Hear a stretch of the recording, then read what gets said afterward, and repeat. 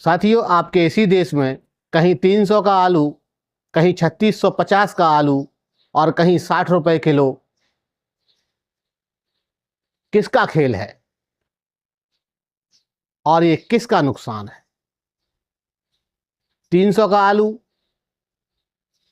किसी राज्य में एक पैकेट, कोई आलू 600 रुपए का एक पैकेट, और वही आलू कहीं जाकर 3650 रुपए के पैकेट में। और अगर आप दक्षिण भारत से हैं तो यही आलू किसी राज्य में 60 रुपए किलो भी खरीदना पड़ रहा है। एक ही देश, एक ही फसल, एक ही मौसम, एक ही समय, लेकिन कीमतों में इतना बड़ा फर्क। आखिर ये पैसा जा कहां रहा है? कौन कमा रहा है? कौन हार रहा है? अगर आपने आज यह सच्चाई नहीं समझी तो आने वाले समय में सिर्फ आलू ही नहीं, आपकी थाली की हर चीज भी आपको ऐसे ही या तो महंगी मिलेगी या आपके खेत की हर एक चीज आपको फेंकनी पड़ेगी।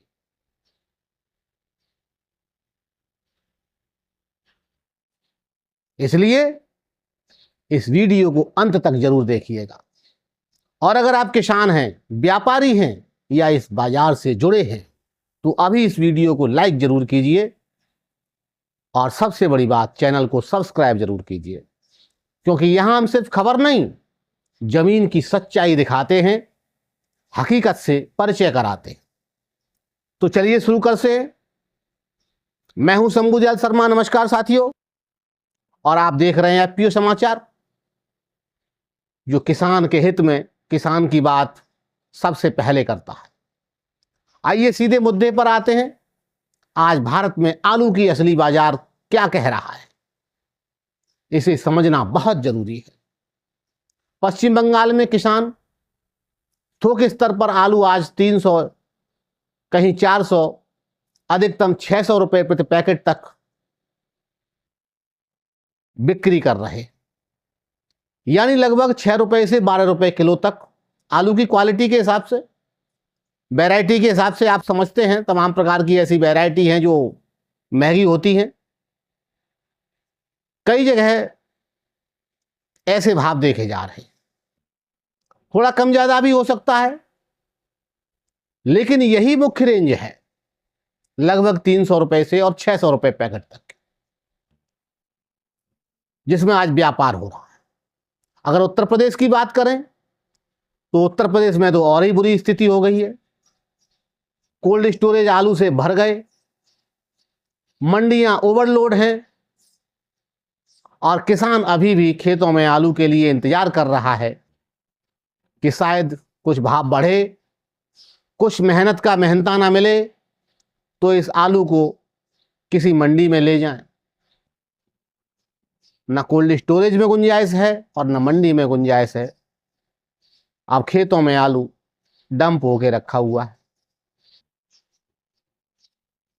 साथियों,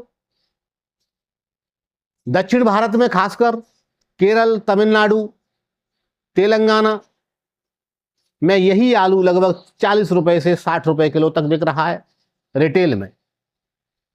और कुछ मार्केट में जब यही माल विशेष पैकेजिंग और ग्रेडिंग और लंबी दूरी तय करने के बाद पहुंचता है तो उसका हिसाब लगाते लगाते कीमत देखी जा रही है लगभग 3000 से 3650 रुपए प्रति पैकेट तक।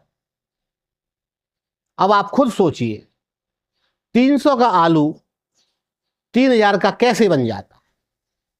क्या किसान इतना कमा रहा है? क्या सदन में मंत्री जी ने कहा कि किसान की आय 4 गुनी 8 गुनी हो गई है? क्या हकीकत में हो गई है? किसान अब आलू 3000 रुपए और 3600 रुपए प्रति पैकेट तक बेचने लगा है, या ऐसा नहीं है? क्या इस पूरे माहौल से ग्राहक खुश है या नहीं? ये बड़े सवाल है। तो साथियों, ये बीच का अंतर कैसे बना हुआ है? कौन खा रहा है? कहां जा रहा है? कौन मलाई मार रहा है? यहीं से शुरू होता है इस पूरे बड़े सिस्टम का बहुत बड़ा खेल, जो सरकार की नाकामी को साफ दर्शाता है, सरकार की नीतियों को गलत नीतियों की तरफ साफ इशारा करता है। आज इसी की परत खोलेंगे, आज इसी का डीएनए टेस्ट करेंगे, जो हमारे किसान भाइयों के लिए बेहद जरूरी है। सबसे पहले बात करते हैं ट्रांसपोर्ट की।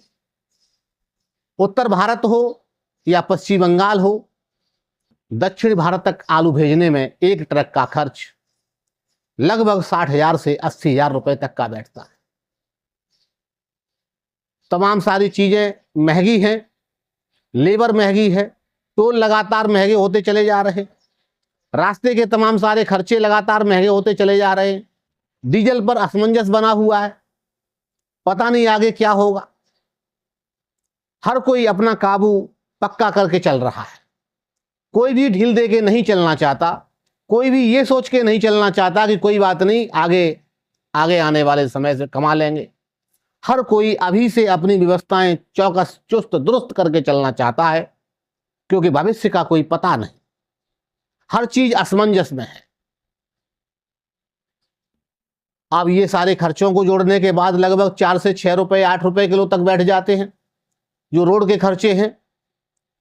अब सबसे बड़ी बात, बिचौलिया सिस्टम, मंडी का खर्च, लोडिंग अनलोडिंग का खर्च, और गर्मी बहुत हो रही है।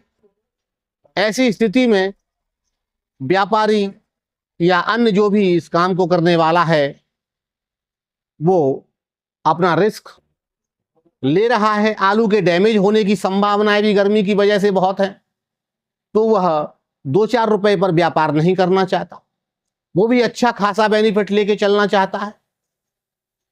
यानी जो आलू खेत पर 6 रुपए किलो निकला, वह रास्ते में 15-20 रुपए किलो तक पहुंच गया, और जब शहर के ग्राहक तक पहुंचा तो वही आलू 40 रुपए से 60 रुपए किलो तक हो गया। यानी आप जो आलू खरीद रहे हैं, उसका बड़ा हिस्सा तमाम सारे खर्चे, तमाम सारे मीडिएटर्स के खर्चे, तमाम सारे व्यवस्थाओं के खर्चे में चला गया। अब आप कहेंगे इन खर्चों को कम किया जा सकता है, तो कम करने के लिए बहुत सारी बातें, बहुत सारी घोषणा सरकारों ने की। इस कम करने के नाम पर बहुत सारी सरकारें सत्ता में आईं, लेकिन हकीकत जमीन पर नहीं आई। अब एक बात कर लीजिए रेलवे की। कई साल पहले, लगभग 5-6 साल पहले, भारत सरकार ने घोषणा की थी कि किसानों का माल उत्तर भारत से दक्षिण भारत तक ले जाने के लिए एक किसान रेल की सुविधा शुरू की जाएगी, और तमाम सारा पैसा भी इसके लिए दिया गया। किसान रेल की शुरुआत भी होते हुए देखी गई। इसके रेलवे स्टेशनों पर तमाम सारे बड़े नेताओं के द्वारा उद्घाटन करते गए देखे गए, लाल झंडी हरी झंडी दिखाते हुए देखे गए। लेकिन आज 6 साल बीत जाने के बाद भी किसान अपना माल रेलवे के द्वारा उत्तर भारत से दक्षिण भारत की तरफ ले जाता हुआ नहीं दिख रहा है। और यदि कहीं किसी रेल में चला भी जाए, तो उसके अंदर जो व्यवस्थाएं तमाम सारी घोषित की गई थी कि ठंडा आलू जाएगा, कोल्ड स्टोरेज के जैसा ही माहौल रेल के अंदर बनाया जाएगा, ऐसा बिल्कुल होता हुआ नहीं दिख रहा है। साथ ही कुछ परेशानियां और ज्यादा बढ़ती हैं। जो परेशानियां ट्रांसपोर्ट रोड के माध्यम से होता है, उसके माध्यम से नहीं होती। साथ ही अपने हाथ में ऐसी व्यवस्थाएं होती हैं, व्यापारियों के हाथ में, ट्रक संचालकों के हाथ में, ट्रांसपोर्टर्स के हाथ में, कि वह आलू को बड़ी सावधानी से, बड़े सहेज कर ले जाते हैं। लेकिन अभी वो व्यवस्थाएं ट्रेन के अंदर नहीं, जिसमें सभी सुविधाओं के साथ में वह आलू या अन्य खेती की चीजें जो आसानी से उत्तर भारत से दक्षिणी भारत तक पहुंच सके। तो साथियों, ये बहुत बड़ी चीजें हैं, इनको समझना और इनको देखना बहुत जरूरी है। अब सवाल सिर्फ यही नहीं है कि सिर्फ फसल का ही नहीं है, यह पूरे सिस्टम का सवाल है। अब साथियों, पश्चिम बंगाल की बात पर आते हैं। पश्चिम बंगाल की जमीन पर चलते हैं। आज वहां जो स्थिति है, बहुत साफ हो चुकी है, बहुत कड़वी भी है। किसान 300 से 600 रुपए पैकेट में आलू बेचने को मजबूर हो रहा है। कई जगह यह मजबूरी बिक्री में बदल रही है, और जहां बिक्री में बदलती है मजबूरी, वहां साथियों किसान को भाव नहीं मिलता, क्योंकि खरीदार बहुत सीमित है, और इसीलिए भाव बढ़ने के बजाय लगातार टूटते चले जा रहे हैं। स्टोरेज की कैपेसिटी लगभग पश्चिम बंगाल में कम है, वहां की पैदावार की तुलना में लगभग आधी स्टोरेज कैपेसिटी है, और उस स्टोरेज कैपेसिटी में से भी लगभग 25% कैपेसिटी अन्य पदार्थों के लिए है। तो जितनी पैदावार होती है उसकी तुलना में वहां स्टोरेज कैपेसिटी बहुत कम है, और उसी की वजह से आज वहां का किसान भी खून के आंसू रोने के लिए मजबूर है। सरकारों के द्वारा, वहां की स्टेट गवर्नमेंट के द्वारा भी बहुत बड़ी घोषणा की गई, समर्थन मूल्य पर आलू खरीदने की बात की गई, लेकिन ये सभी भी घोषणा और कागजी बिल्कुल नजर आ रही। अब साथियों, उत्तर प्रदेश की कहानी भी कोई अलग नहीं है, बस तरीका थोड़ा सा अलग है। वहां किसान अभी रुका हुआ है, स्टोरेज में माल ले जाने के लिए इंतजार कर रहा है। उम्मीद है कि शायद भाव बढ़ेगा,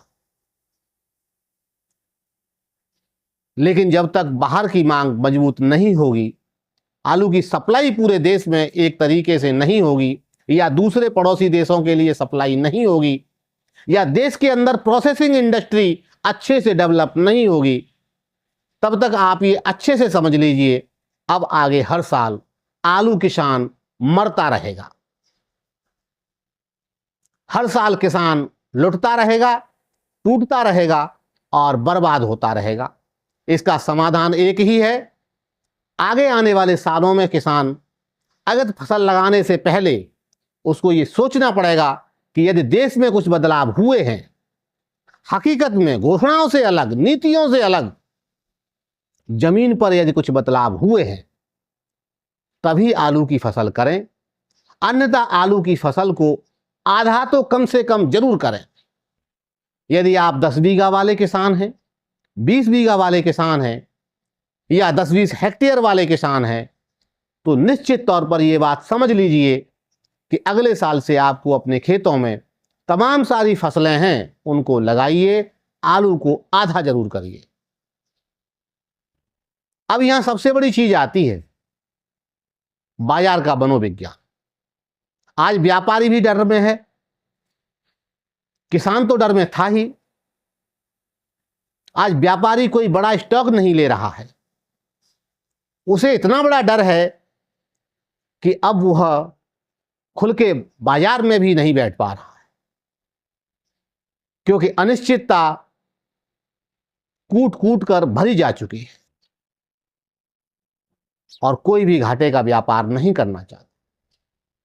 अब व्यापारियों को भरोसा नहीं है कि बाजार कब पलट जाए।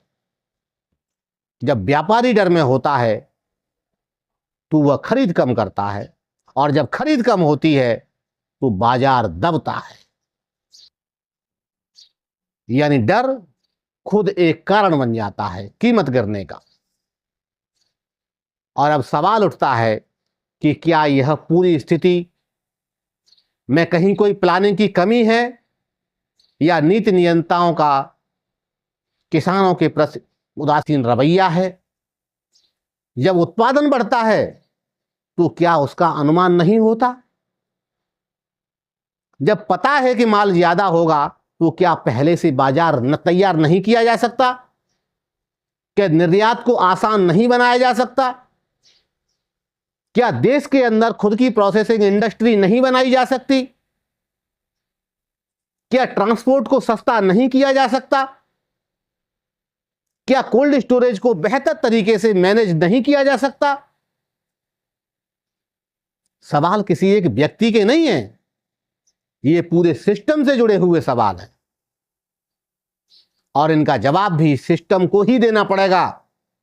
मैं पूछता हूं अपने मंच के माध्यम से, और मैं आपसे भी कहता हूं, आप भी पूछिए अपने मंच के माध्यम से। आप यहां कमेंट कर सकते हैं, यह भी आपका मंच है। पूछिए इस मंच पर अपने सवाल अपने जनप्रतिनिधियों से, नीति नियंताओं से, जिम्मेदारों से, क्योंकि जब सिस्टम मजबूत नहीं होगा तब तक यही हालत रहेगा। किसान सस्ता बेचेगा, ग्राहक महंगा खरीदेगा और बीच में अंतर बढ़ता जाएगा और बिचौलिए और बीच का काम करने वाले लोग सभी मलाई खाएंगे। आज भी यही हो रहा है और बीते साल भी लगभग यही हुआ था। अगर इस पूरे खेल को एक लाइन में समझना है तो वह है शायद समस्या उत्पादन की नहीं है, समस्या वितरण की भी नहीं है, समस्या हमारे सिस्टम की है। हमारे पास माल है लेकिन सही जगह, सही समय पर और सही लागत पर पहुंच नहीं पा रहा है। यहां एक बात और समझना जरूरी है कि यह स्थिति हमेशा एक जैसी नहीं रहेगी।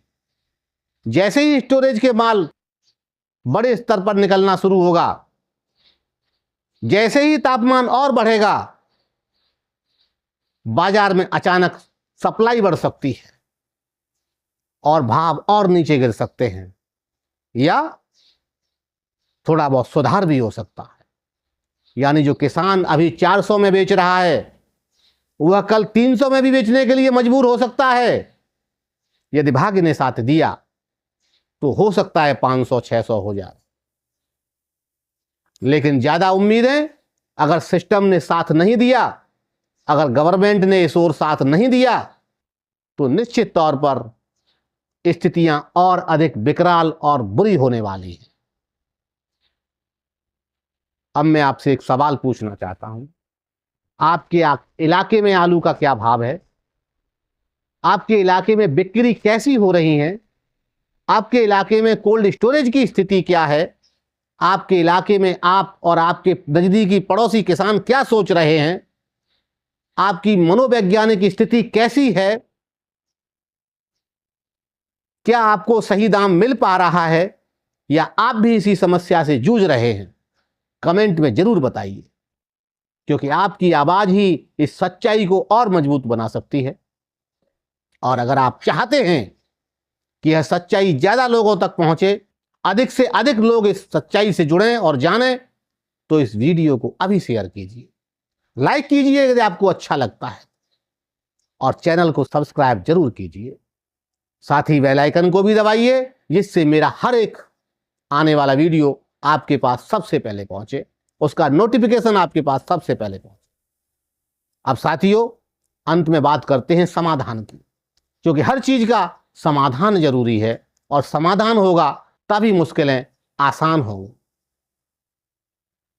साथियों, समाधान कोई मुश्किल नहीं है, लेकिन करने की इच्छा हो तो, यदि लागू करना जरूरी समझा जाए तो, अगर सही कोल्ड चेन सही तरीके से, विधिवत तरीके से चलाई जाए, अगर रास्ता और तेज ट्रांसपोर्ट को किसानों को लाभ के लिए सही तरीके से मैनेज किया जाए, अगर किसान सीधे बाजार से जुड़े, और बाजार से सीधे जुड़ने का मतलब है कि खुद देश के अंदर प्रोसेसिंग यूनिट का संचालन हो और बहुत बड़े स्तर पर देश के अंदर छोटी छोटी प्रोसेसिंग इंडस्ट्री लगाई जाए और इसके लिए प्रोत्साहन किया जाए और गवर्नमेंट इसमें आगे आए, और अगर जानकारी सही समय पर किसानों को दी जाए।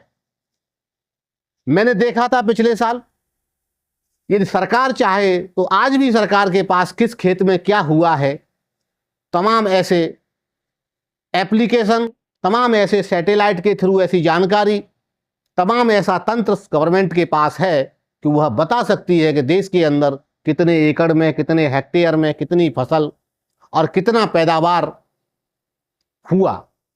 लेकिन इन सब चीजों को दबा कर रखा जाता है जिससे किसान को मजबूती न मिल सके, और यह सब कुछ जानबूझकर होता है। साथियों, इन्हीं सब स्थितियों से लड़ने के लिए, इन्हीं सब स्थितियों को सरकार को सोचने के लिए और सरकार का साथ देने के लिए, अगर आप चाहते हैं कि यह आवाज और मजबूत हो, तो इस वीडियो को शेयर जरूर कीजिए, लाइक कीजिए, एफपीयू समाचार को सब्सक्राइब कीजिए, क्योंकि हम सिर्फ खबर नहीं दिखाते, हम उस सच को भी लाते हैं आपके सामने जिसे अक्सर छिपा दिया जाता है। और हमारी अगली वीडियो में भी हम आपको दिखाएंगे इस पूरे खेल में असली मुनाफा कौन कमा रहा है, कौन लोग हैं जो इस अंतर का फायदा उठा रहे हैं और कैसे आप इस नुकसान से बच सकते हैं। इसलिए हमारी अगली वीडियो को जरूर देखिए। और हमारी पिछली वीडियो जो हमने अभी इस आलू से संबंधित पिछले दिनों में डाली है वो भी बहुत जरूरी है, उन्हें भी जरूर देखिए, क्योंकि यह सिर्फ एक कहानी नहीं है, यह एक पूरी श्रृंखला है जो आपके लिए, आप आलू किसानों के लिए सच्चाई की एक पूरी नींव है। तो साथियों, मैं हूं शंभू दयाल शर्मा और आप देख रहे थे एफपीयू समाचार। नमस्कार, मिलते हैं किसी नए अगले वीडियो में। तब तक आप खुश रहिए, मस्त रहिए और अपना विशेष ख्याल रखिए। धन्यवाद।